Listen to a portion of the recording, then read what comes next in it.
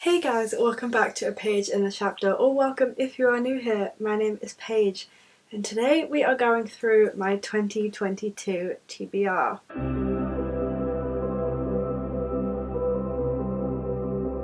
Wow, guys, welcome back. So, I know that I missed both of my uploads last week. I just really needed a break. I was so burnt out last week. There kept being times where I was like tempted to film and I, kind of got myself up and ready as if I was going to film, and then I was just like, no, you told yourself you're going to take a break. Actually take the break. Let's not keep this cycle of burnt out going. And so yeah, just kind of like forced myself to take the week off. I'm back and feeling better than ever. I'm really excited to be standing in front of a camera talking to you guys again. So yeah, today we're going through my TBR for the whole year. I've made some good progress on it already, and it's actually quite a small TBR. I haven't done like a 22 books in 22 kind of thing. I haven't done the 12 in 12 challenge. It's just like, when I was setting up my reading journal, the trusty reading journal, when I was setting that up, it was just kind of like books that at the time I was setting it up, important for me to get to. God, it's really hot in here with my ring light on.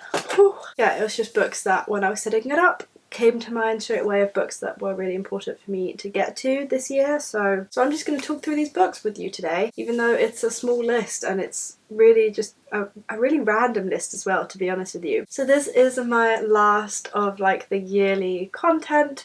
If you guys have enjoyed the yearly content and you want to see more, or you want to wait until next year to see more, then do feel free to hit that big red subscribe button down below and stay tuned for future content. I upload twice a week on a Wednesday and a Friday, so there is no shortage of bookish content here for you to enjoy. And if you do like that kind of end of the year, beginning of the year content, then you will enjoy that I post TBRs and wrap-ups every single month. So that could be an incentive for you to stay. I don't know your brain, you decide. Do also feel free to check me out on Instagram and Twitter at Page and Chapter, where you can get behind the scenes of what I'm reading as I'm reading it, so you can see if I actually keep up to date on this 2022 TBR. And with that, let's get into the books.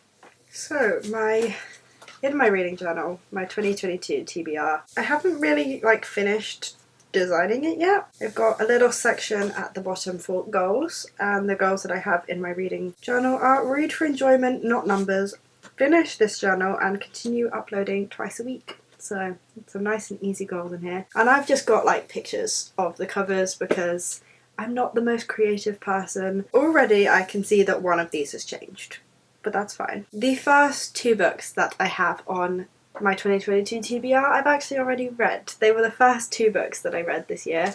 That wasn't the intention at all. I put them actually on this list because I'd been wanting to read them for months and months and months and had never got around to it, so I just kind of assumed that's how it would go into this year, but it actually didn't, and I bought them because I saw them and then I actually read them straight away, and that is These Violent Delights and Our Violent Ends by Chloe Gong. This is a Romeo and Juliet retelling duology centered around Romeo and Juliet chasing down a monster in 1920 Shanghai, which is ruled by gangs. They are from rival gangs. These books were so much better than I could have ever imagined they would be. I gave both of them 5 stars, and they've got their own review section because I want this book to house my reviews. I know some people don't use reading journals to write reviews of books in, but that's what I want from a reading journal, so that I can just flip through it at the end of the year and see every book I've read, how I've rated it and how I reviewed it. I'll always remember then what I thought of it. So yeah, these have the actual reviews in them. I've just, on the TBR page, I've just put the star rating underneath them. So yeah, my thoughts on these books will obviously be going in my January wrap-up, so other than the fact that I gave them 5 stars, I'm not going to talk too much about it. I'm going to leave you waiting and on edge for that, but yeah, I'm really happy that I started the year off with those 2 books. The next book on this list is The Beautiful. Now, I kind of wanted to read this before I realised it was a trilogy or a quartet. It's 3 or 4 books, I believe. The reason that I wanted to read this is because it's vampires and I miss vampires, and I'm just in the mood for your classic YA paranormal romance with some vampires. I don't know if this is that, but I saw vampires and I saw old-timey New Orleans and I was in. It just feels like it's set during the time of the originals. which is a spin-off the Vampire Diaries TV show, and I'm so here for it. So I know I'm not supposed to be starting any more series, so I will not be reading The Beautiful for at least the next 5 months. Like, I've got to get some books off of my like series TBR, my series tracker, which is here. The ones that are coloured in purple are ones I've started, so haven't actually made any progress on this yet this year. The Beautiful is on here. I've been saying for a while that I really want to get to it, and I've actually seen some meh reviews of it, but that just kind of makes me want to read it more, you know? Sometimes bad reviews will really put me off a book, and sometimes bad reviews will just make me want to read it more. I kind of just want to know what everyone's talking about. But even though I've seen meh reviews, I've also seen like people wanting to get the rest of the books or owning the rest of the books, so it can't be that bad if people are continuing with it, you know? So I just really want to know like what's going on with this. Love the fact that it's kind of historical fiction.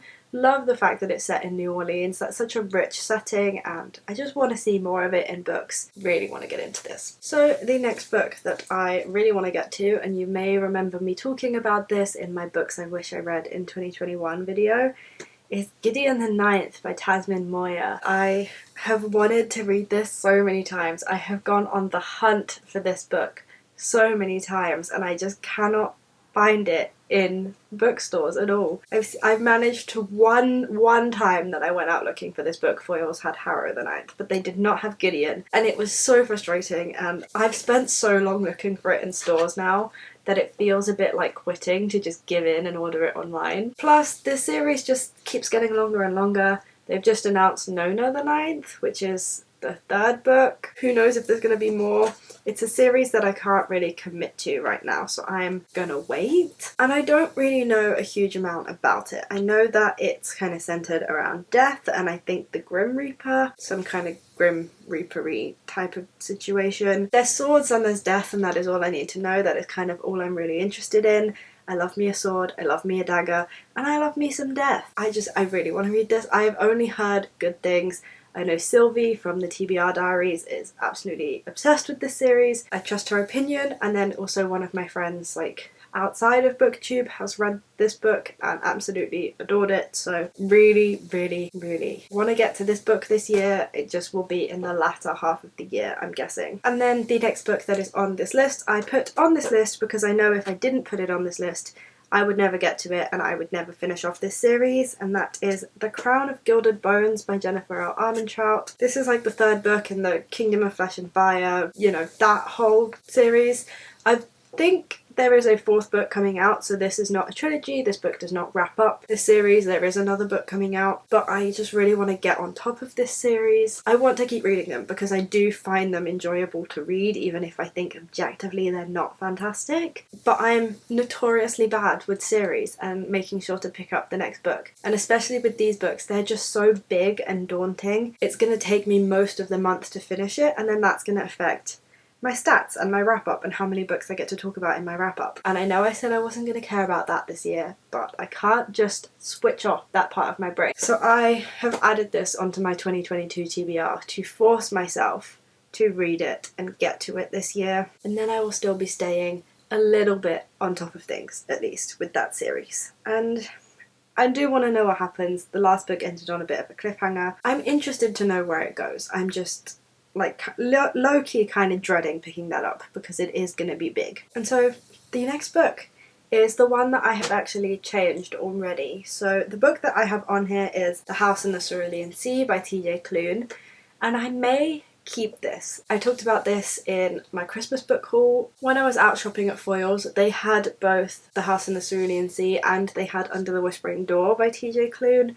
And when I was faced with both of those books at once and it was between buying one or the other and I was kind of reading the blurb and stuff, I decided that Under the Whispering Door would be more my type of book and was one that I wanted to read more. So I think The House in the Cerulean Sea I will be swapping. However, I know House in the Cerulean Sea has such fantastic reviews. If I love Under the Whispering Door, then I may be tempted to pick up House in the Cerulean Sea. So I'm not committed to taking it off the 22 TBR, but as long as I get to at least least one TJ Cloon this year, I will be very happy and I will consider it checked off the list. I'm not entirely sure what House in the Cerulean Sea is about. I'm guessing it's about a house in the Cerulean Sea, and knowing TJ Cloon, it's going to be quite magical, very, very like cozy fantasy. And then Under the Whispering Door is a book that is about a main character, and he has to accept the fact that he is dead, but he really, really doesn't want to, and he like refuses to cross over, and he's just chilling in this coffee shop watching everyone live life and realizing that maybe he didn't live his life to the fullest. And so when he's given the opportunity to be reincarnated for a week, he is determined to live a whole life in 7 days. I've just heard such good things about TJ Cloon's books and I really want to get to them, so that's why that one is on the list. So we're getting into the final 2 books now. There were all in all 8 books on this list. So the penultimate book on this list is The Last Graduate by Naomi Novik, and this is book 2 to her A Deadly Education series / book. A Deadly Education is a very, very strange book. The reviews kind of reflect that. Some people love it, some people hate it. I landed on the side of loving it. It's not character or plot driven. It's a setting driven book about this school where there are no teachers. The way that you learn and get through the school is by killing the demons that this school will throw at you and being in the library learning stuff by yourself. It's very independent learning based. Yeah, the way you graduate is you have to try and get out of the school without dying from the monsters that constantly keep spawning there. And so The Last Graduate is book 2. Book 1 ended on a cliffhanger. I am so interested to see what happens in book 2. It's such a weird book.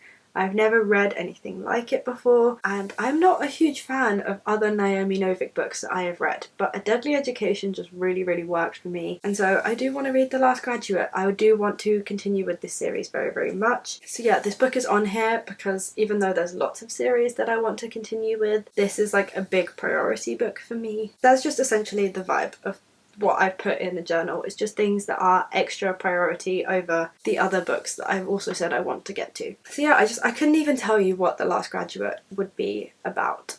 In the last book we saw our main character starting to form some kind of alliance. As I said, ended on a little bit of a cliffhanger. I just can't even begin to imagine where this book could go, because how can you predict what a setting is going to do? It's just so weird and wonderful, and I highly recommend it. And then the final book on this list is Trials of the Four Olympians. Now I found this book through TikTok, and the way TikTok explained this book to me, literally I think I found this book on TikTok in like lockdown 1, so I've been meaning to read this for a really long time and not getting around to it. This is Percy Jackson, but make it YA/adult. Very much the same kind of style, like demigods and belonging to houses, just a much older version. And that is really all I need to know. Unfortunately, I have not looked up the plot. We all know that I really like to go into my books not knowing a lot about them, which is not conducive to having a booktube channel, I am aware. But that was enough to sell me, so maybe that will be enough to sell you. And of course, if you are interested, then you can go and look up the plot. But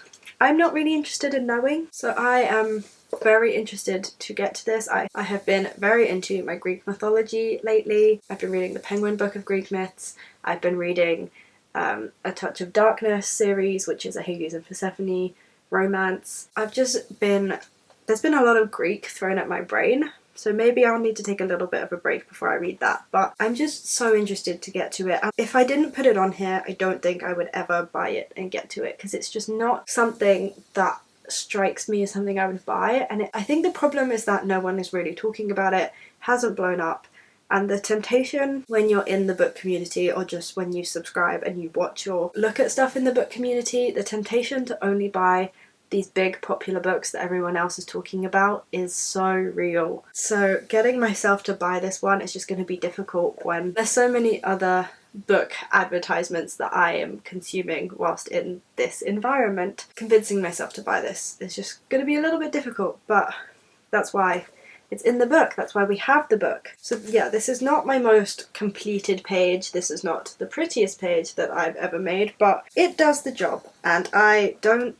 detest it. As much as I want this book to look really, really nice, I also want it to be usable, and so I need to find that balance between putting effort into it so I keep going, but also not being so much of a perfectionist with it that I keep going, you know? So anything that's written, like my reviews and the way I've written my reviews, is not particularly neat, but it did the job and I like how the page looks overall. So I'm quite happy with how this journal is turning out. I've got some books on my shelf that I need to colour in. This is way more books than I'm ever going to read this year, but I just wanted to fill the page. And so yeah, that is my 2022 TBR. And so there we have the 8 books that I'm hoping to get to in 2022. Not even just hoping to get to. These are the books that I am putting genuine effort into making sure that I get to them this year. It's a very random list. As I said, it was just kind of the books that had been on my want to read for the longest time, or just books that I didn't think I would get to if I didn't put them on there, or books that I just wanted to ensure that I got to, otherwise I wouldn't. So yeah, strange list, short list, not very much like the other 22 TBR videos that are going around the internet right now. I just don't want to put that much pressure on myself. As you guys heard, one of my biggest goals is to read for enjoyment, and so if I told myself that there was like a strict list of books for the whole year that I had to like follow along with, or there was at least one book a month from a list that I had to read, I would just not find that fun. So yeah, I'm doing this my way, and I hope that it was still enjoyable to watch nonetheless, and that you got some recommendations from this. Yeah, I really hope that you have enjoyed. Thank you guys so much for watching this video. I do hope you enjoyed, you found something interesting, you take something away from this video. If you did and you would like to see more, then do feel free to hit that big red subscribe button down below. As I said, I upload twice a week on a Wednesday and a Friday, so there is no shortage of bookish content here for you to enjoy. I hope you are having a fantastic week, you are enjoying everything you are reading, and there are no reading slumps in your future at all. We are here for only fun times this year, and I will see you on Friday for my next video. Bye guys.